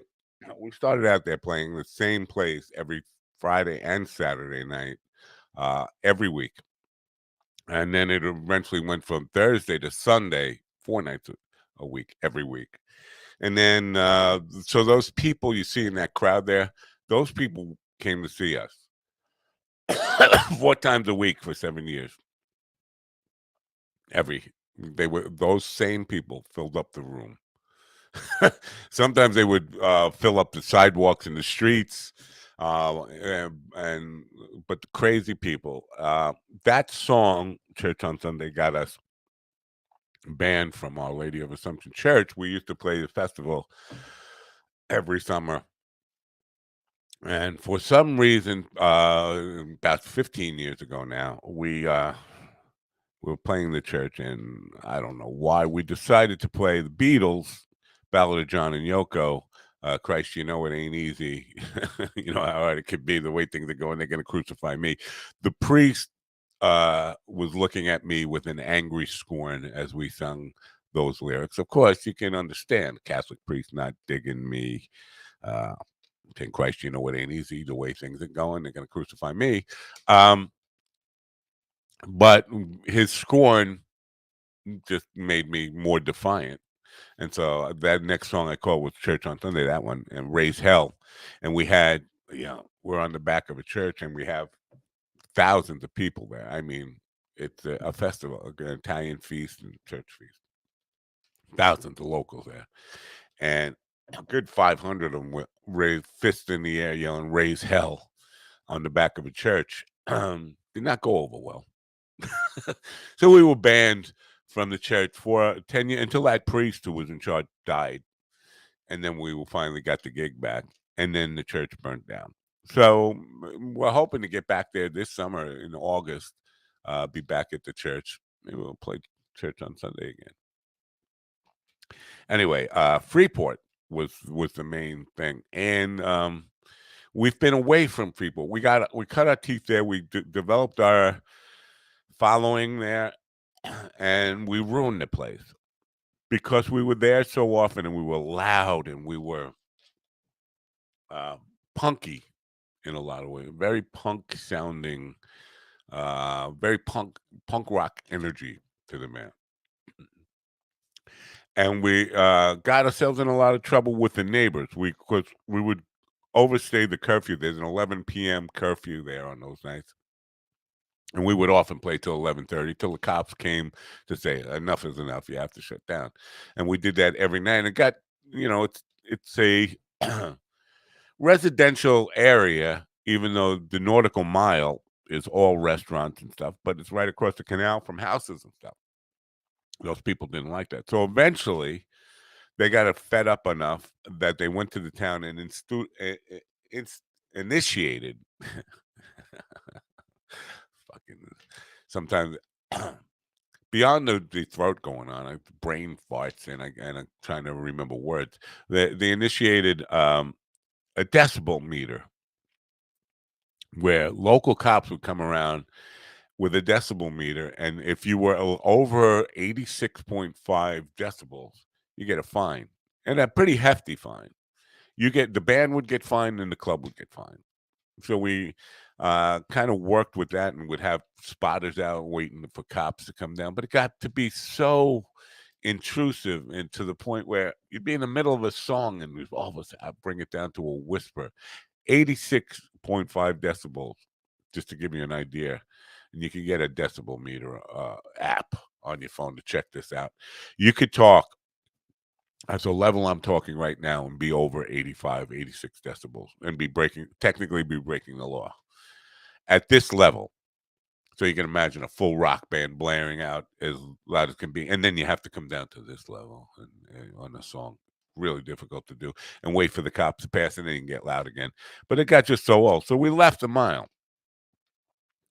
Kiara and I will be back in the mile this Saturday, 2 to 6 p.m., an outdoor show not necessarily on the same canal. We're on Main Street, but it's on the water over there. And it's part of, we're at Villa Los Tapas in Freeport, New York this Saturday, 2 to 6. It's part of the Margaritas, Margaritas national chain of restaurants, Villa Los Tapas. And this is a friend of ours, a band is playing there that evening. Villa Los Tapas is the place where people waiting for a table at Margaritas go to hang out while they sit and wait for their table. So it's an outdoor deck. And Kiara and I will be performing acoustic music there, 2 to 6. If you're in Freeport, New York, or in Long Island, come out and see us and spend some time with us this Saturday. Doesn't look like Brian Moreno is going to show up. Just checked, and he hasn't checked his messages. And he booked this date, probably forgot all about it. It's very sad. We're off to a flying start with the governor's debut here. unfortunately, first show and the guest doesn't show up. I don't think the rest of the week will go this way. I think the rest of the week is looking. Everybody else has gotten back to me and is really excited about coming on, but Brian is hooking us up. I feel like I should at least introduce you to who was supposed to be on the show. So let me see if I can show you a little bit about Brian and at least make it so you know who was supposed to be here. Here you go. This is Brian's website. Brian Moreno. He's a SAG-AFTRA actor director. How about that? Dreamland storming Area 51 story is what his latest film is. Brian Moreno is an LA comedian, director, actor, and writer that got his start at the House of Blues on Sunset as an MC and their in-house comedian. He started the House of Blues comedy, which has become one of the hottest shows in LA until the House of Blues shut down. From there, the Hollywood Improv brought him in and taught him the ropes. If you've never seen Brian perform, he's one of kind with great energy, smart sense of humor, a wild perspective on life, and some of the craziest stories you've ever heard. He's a must-see. Brian has multiple viral videos, most popular being A True Comedian and Aliens in Comedy, where he matched HBO and History Channel quality, getting himself and these videos into multiple festivals. After that, he decided to put down a short film and make a jump into feature film. His latest project is, I mentioned, Dreamland, a storming Area 51 story. But the most important thing you need to know is he's not here today. He's sleeping away, and you can't blame him. I mean, it's 7 a.m. where he is, so hey, I would probably be sleeping too. That's who was supposed to be here. Unfortunately, he's not going to show up. So I guess I'll open the phone lines if you want. If anybody's interested in calling in, want to talk about anything you want, the phone number is 631-496-6464. If you're so inclined, if not, don't worry about it. I'll hang without you. I'll keep it together. Kiara is due back in about 10 minutes or so, 10, 15 minutes, something like that. And then at 10:45, we're going to be saying goodbye to the Gov people. I hope you will check out Knock 'em Dead Comedy, which follows this program on Gov's Comedy.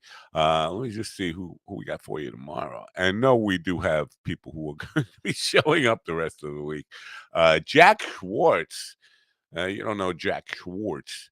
He'll be with me tomorrow. Now, Wednesday, Jackie Martling will be back with me, and we'll be talking about some of the stuff he's got. He'll be in Florida this weekend. But we'll also be talking about had to gig this weekend at Brokerage and how that went and why he didn't show up for us. Interesting enough, I had Annie Larson, who is a psychic astrologer, booked for Wednesday night on the Mind Dog TV podcast. And I sent her the link yesterday. As I do every Sunday, I send the links out for the guests for that week to show up. And then she got back to me. She said, I never confirmed that she was going to be on. And so she has something else going on. She's going to have to reschedule, which is interesting. It's interesting to me on the level because, as some of you may be aware, this guy who's got this Netflix special is Tyler Hunter. I think that's his name. Got me all. He tweaked my cynical bone as far as psychics, and so I'm at the point where I'm going to be testing, or I'm going to be a little bit testy of psychics, and want to see them bring the goods. Annie made a prediction about me the last time she was on the program, which I want to talk to her about. But the fact is that I didn't confirm, so she booked something else. Well, I think you can guess where I'm going with this. If you're a psychic, shouldn't have you known, even if you didn't get the email, shouldn't have you known it was confirmed psychically? Shouldn't have you picked up on the vibe? Shouldn't you? I mean, we corresponded through email. She picked the date. We booked it. I did send her a confirmation. Maybe she didn't get the email. Psychic. Do you really need the email confirmation? You know if I should know if I'm saying yes, right? Am I being too much of a smartass about that? Perhaps. But come on. And then no follow up. No, I don't want to be too hard on it because she's going to reschedule. And we'll hopefully have a civil conversation about this. But being in the cynical mood that I'm in because this fucking guy who's got this Netflix special, I think is just taking advantage of people, I'm more likely to be saying, damn it, psychic. What do you need a confirmation for? What do you need a written confirmation for? It's right here. You could feel it. She should know I'm talking about it right now and call in 631-496-6464. Any psychics out there, pick up on my vibe. Pick up on my vibe, psychics. Call in. Any of you. Any of the ones I've had on this program. They should know that I'm asking for them to call in right now and prove their psychic ability. Right? Hello, psychics. Phone's not ringing. Where are you? I'll wait. Not calling in. You see where I'm going here with this? I'm kind of, and I am still getting requests for psychics to be on the program, but I want them all to be on notice. I want them all to be on notice that it's not going to be just a cakewalk. I'm not just going to roll over and say, "Oh, that's beautiful. I love your intuition and you're right on." I'm not going to do that. I'm going to put you to some tests. I want to know. Are you really worth your salt, or are you just bullshitting people and taking their money? So it's not any of the psychics that come on, they're gonna have to kind of hold their feet to the fire a little bit on this stuff, and so there's that. Anyway, what's going on here? I'm just looking at what's trending now again on Twitter. I'm just looking to see what's trending. The White House Correspondents' Dinner trending. The politics of it and all that stuff. Brett Erickson brought up a great point about the journalists mixing, and it doesn't matter if your party is in the White House or not. It doesn't matter. Whichever fucking cult you belong to, Democrat or Republican. A journalist's job really is to hold those people accountable and really, really not be friends with them. They should be adversaries. In a perfect world, in a democracy in America, the press's job is to not be friends with the people in power. It is to always be looking to expose, always looking to shine a light on everything, always holding those people in power accountable. So when you see journalists cozying up to the administration, whether again Biden, Trump, doesn't matter, or anybody, Obama, Bush, you can go back. That cozy relationship puts that intended purpose of those journalists, the White House correspondents, in jeopardy. How can you be holding their feet to the fire when you're friends? You don't want to be friends. You don't want, I'm not even going to name, you don't want Trevor Noah being friends with Joe Biden. You don't want that. And Trevor Noah. I'm not a fan of him anyway, but he was the guy who hosted the whole thing, right? You don't want the people who are supposedly covering these people to be friends with them. You want them to be adversaries. You want them to look at each other and say, "Uh-oh, look who's coming. Run the other way." But that's not the case. When you become friends with somebody, it's really hard to hold them accountable. So there's that. That's trending. And so Brett brought up that point, and he spot on. I mean, you don't want that relationship. And so it's all bullshit at some point. And so people making a big deal of how that's covered. The fact that it exists at all is not good. Just not good. What else is trending? George Carlin is trending. George Carlin trends for a guy who's dead. He trends an awful lot, and I don't know why that is. I mean, people bring up his quotes a lot, all that stuff, but he's always on Twitter. At least once a week, you see Carlin trending. Staying power, man. He's still kind of the gold standard in comedy for a lot of people. I think that probably will endure. Lasting legacy there. Good for him. He deserved it. He built it. He deserved it. So anyway, that's where we are today. Any thoughts on this? Phone lines are open, 631-496-6464. We're still not on Roku. Still having difficulty setting that up. Because they want 24/7. If you wanted live stream on Roku, they expect you to be on there 24/7. And there's no way somebody like me could do. I mean, even replaying old content, be doing 24/7 stuff. So I don't think that's going to happen unless they lighten up on those rules. Maybe the whole Roku thing will and Amazon Fire Stick, same thing. We'll have to go to the wayside for now until we can get around this 24/7 issue with it. So that's that. That's that. I really can you believe I'm out of stuff to talk about because my guest doesn't come up? So I'm just going to keep rambling here, see what else is trending, and talk about that. What's The Rock's birthday? Do you care about that? Dwayne The Rock Johnson. Happy birthday! How old is this guy? How old is The Rock? Let me see.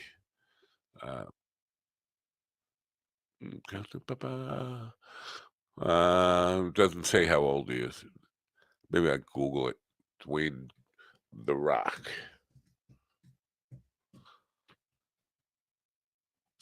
The Rock is 50 years. 50 years old today.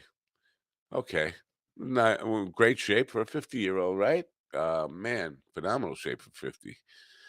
Again, the guy who was doing he told the guy doing the headstand told Kiera he was 60. He was definitely older than 60. He was older than me. But he told me he was 75. Now, why would somebody say two different things like that to two different people who knew we were going to talk to each other? It's fucking weird. People are weird. But yeah, even 60 to be able to do handstands like that. I don't know if you've seen the handstand. Maybe I should show you folks. Can I share a video file with this? Let's see. Can I share this? Is it on the desktop? Where is it? Oops.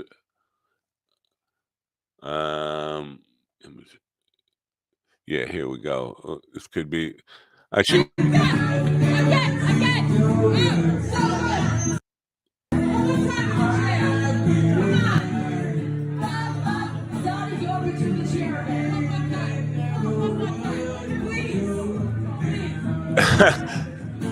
That's the woman who was singing with us. Let's just share out for the guy. I think he looks older than 60. I mean, I'm 63. This guy definitely looks older than me.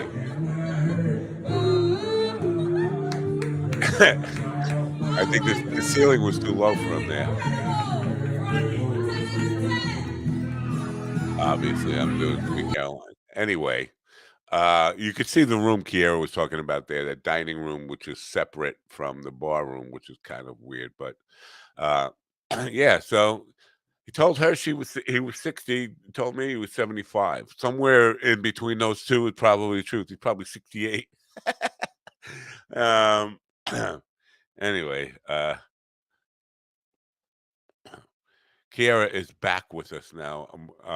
It doesn't look like Brian's going to show up at all. So let's just get to the happy minute.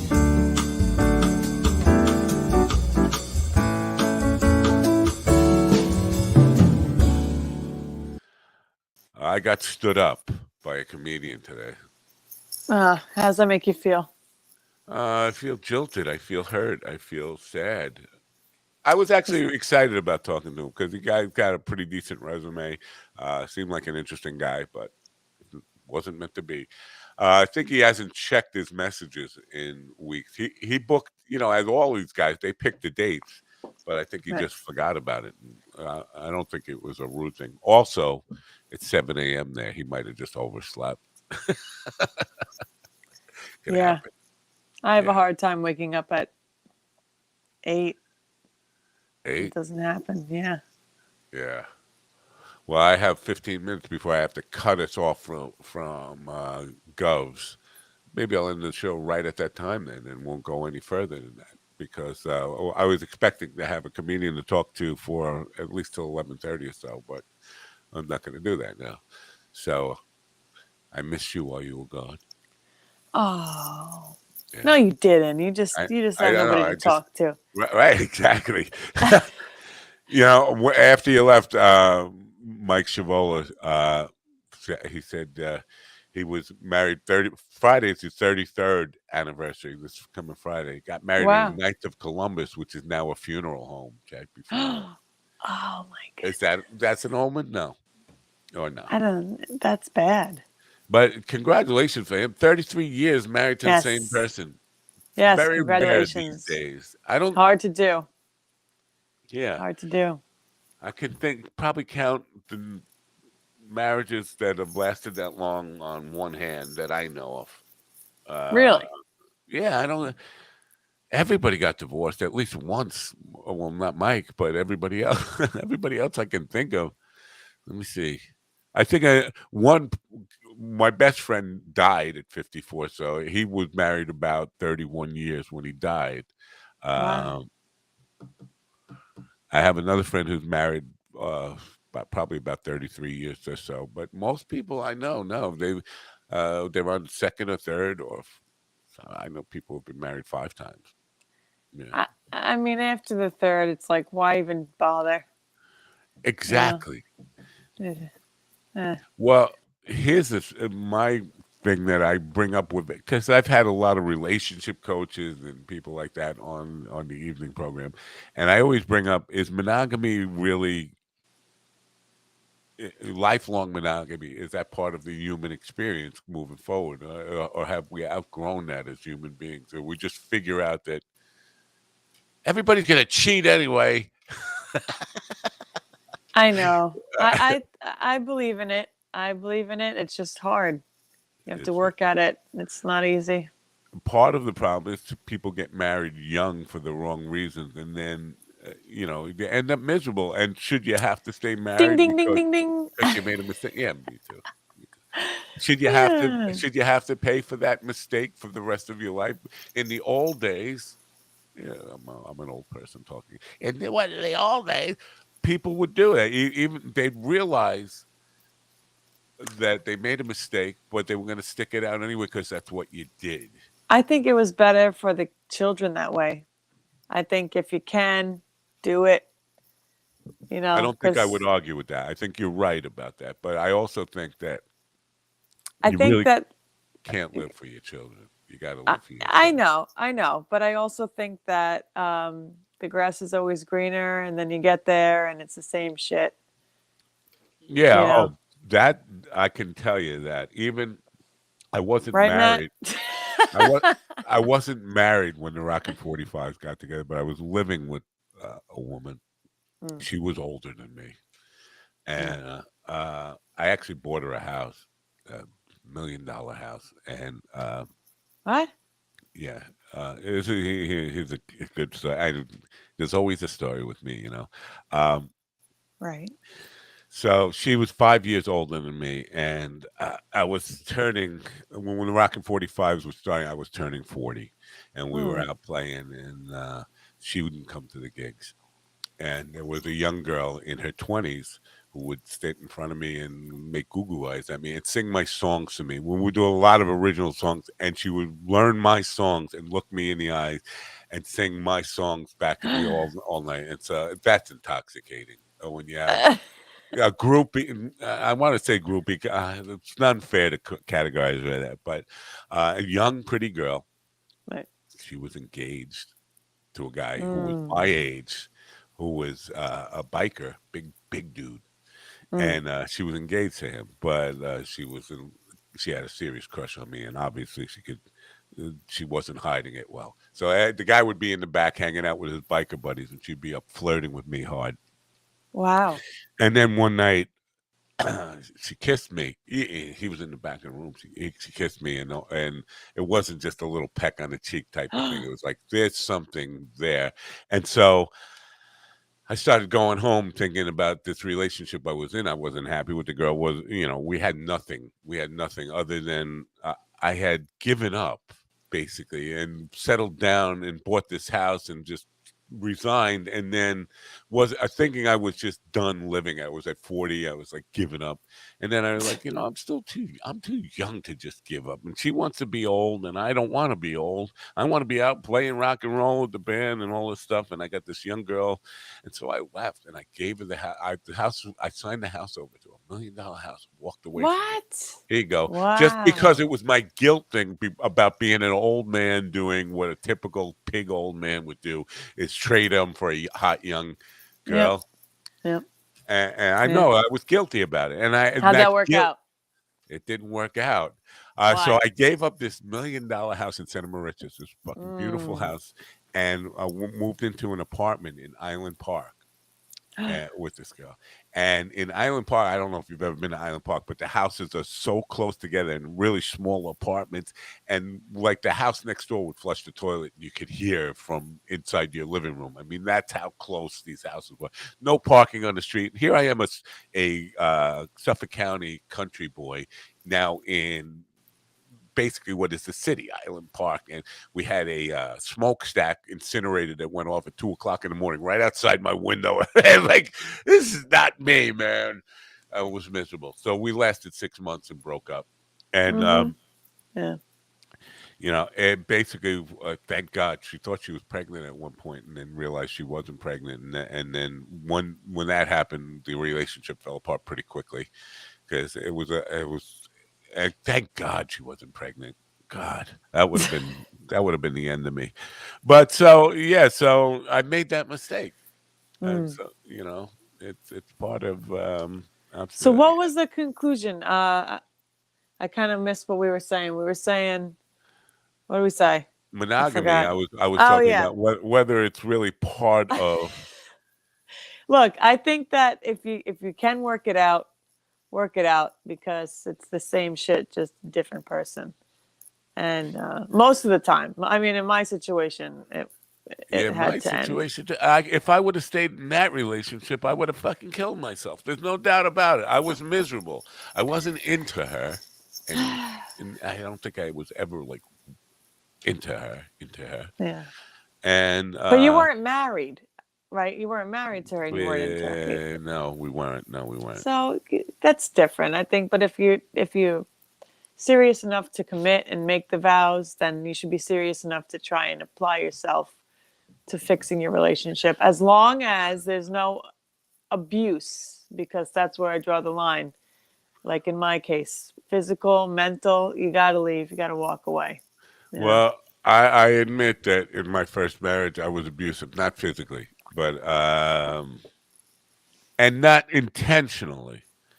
I wasn't abusive to be a bad guy. I wasn't intentionally being mean. I was loud and demonstrative and scary because that's what my father taught me to be. And I'm not blaming him, but that's the way I was brought up. So. And I didn't even realize that people were afraid of me when my temper would explode. It wasn't even something I was conscious of until after the marriage was over. I thought, wow, man, I could see I was a total asshole. Nobody wanted to be around with me. But when I got mad, like punching walls, punching punching refrigerators, punching car windows, all sorts of stuff like that. Constantly being angry. Right. Right.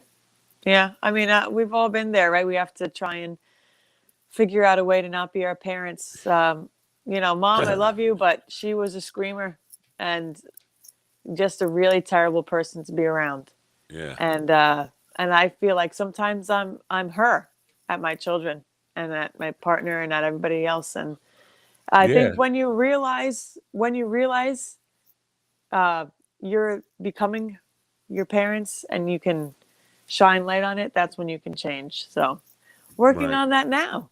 Working on that right now. Constantly. Life is a constant learning process and evolution of who we are and trying to become better people. But I brought that up because you were talking about trying to work it out. I think there's so many things that go into that, but if we had stuck it out just for the purpose of stucking it out, I don't think I would have grown. I don't think I would have become a better person, and she would have been stuck to a life with an asshole that I was. Right.